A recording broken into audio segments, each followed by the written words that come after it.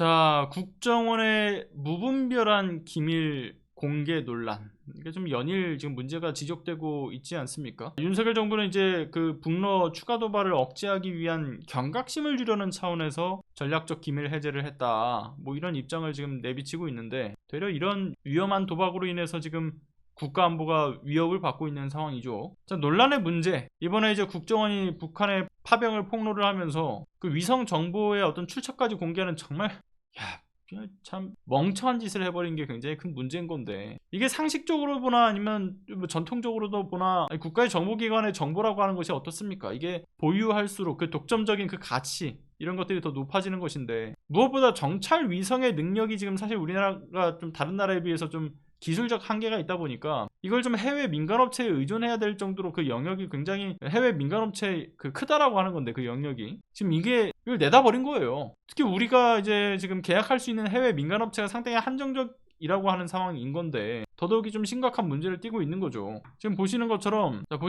지금 대놓고 이렇게 정보를 공개를 해요. 그러면서 저 아래 하단에 보면은 민간업체 에어버스를 통해서 사들였다라는 것을 지금 광고를 하고 있죠, 대놓고. 그간 우리 정부의 위성으로 찍은 사진들에는 이런 아무런 표기가 없었던 거에 반해서 이렇게 정보를 공개하면서 사진 아래 에어버스라고 이렇게 출처를 표기한다라는 것. 저 에어버스가 달갑겠습니까, 저걸? 아, 우리 회사 인지도 올려주네, 이렇게 생각하겠어요? 앞으로 이 정보를 포기하겠다라는 것이나 다름이 없는, 이게 굉장히 정신나간 짓인 거죠. 이러한 업체를 공개한다라는 것은 북한과 러시아가 어떤 업체를 통해서 어떤 위성으로 감시를 했는가, 이거를 특정할 수 있도록 하게 해주면서 향후 이 위성의 감시망을 피할 수 있게 지금 도와준 꼴이 되어버린 겁니다. 게다가 이렇게 북한군 훈련시설의 위치와 군의 그 어떤 동향까지 그 노출시킨 마당에 앞으로 저들이 뭐라고 생각을 하겠어요? 아, 그렇구나 하고 그냥 야, 뭐 어때, 그냥 움직여, 그렇게 대놓고 동향을 보여주겠습니까? 더욱이 움직임을 꽁꽁 싸매서 이렇게 숨겨갈 텐데, 문제는 저들이 은닉하는 비용 대비 결국 우리의 추적 비용도 더 높아질 수밖에 없는 문제도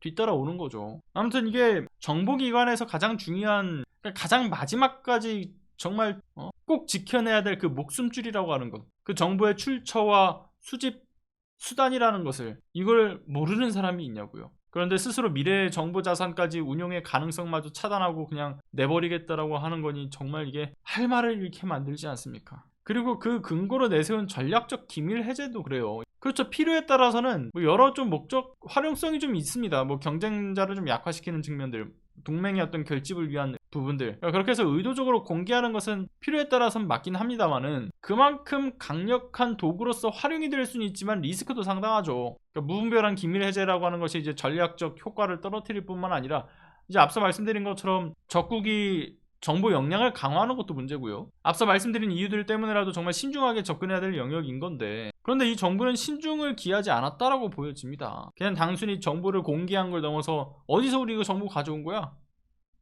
라고 이야기한다라는 거.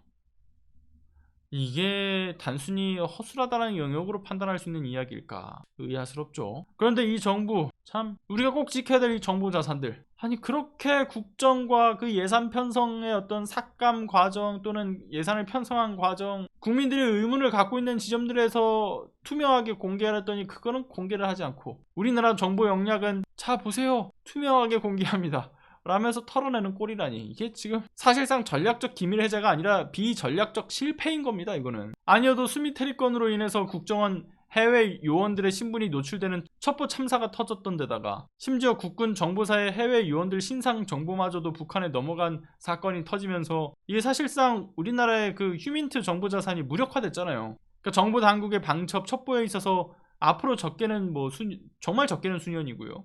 근데 수년으로도 이거 안 된다라고 하죠. 길게는 수십 년간 이 정보 안보를 회복하기가 쉽지 않을 것이다, 이런 부정적인 지적들이 나오고 있는데, 이제는 하다 위성 정보마저 그 정보의 루트를 차단하는 윤석열 정부의 모습을 보면 정말 부글부글 끓지 않습니까? 가진 패를 다 드러내놓고서 도대체 어떻게 국가 안보를 책임질 수 있겠냐고요. 그러니까 무능해도 정보가 좀, 무능하더라도 정도가 있죠, 정도가. 근데 이거는 뭐 국가 안보의 울타리를 그냥 싹 다 허물어 버리겠다라고 하니, 이대로 국민의 생명과 안전이 잘 지켜질 리가 만무하겠죠. 아니어도 전쟁 불안감을 넘어서 공포마저 형성되고 있는데, 이게 뭔 짓이냐고요. 지금 전쟁에 대한 공포, 불안이 있지만 더 나아가서 전쟁이 나도 우리가, 그러니까 정부가 우리의 이 생명과 재산을 보호해 줄 수 있는 그 안전 울타리로서의 역할을 전혀 하지 못한다라는 것을 이렇게 보여주고 있는 와중에, 이 오죽하면 요즘 주변에서 전쟁 나기 전에 이 나라 떠나야 되는 거 아니냐, 전쟁 대비 재난 가방을 좀 준비했다, 이런 얘기마저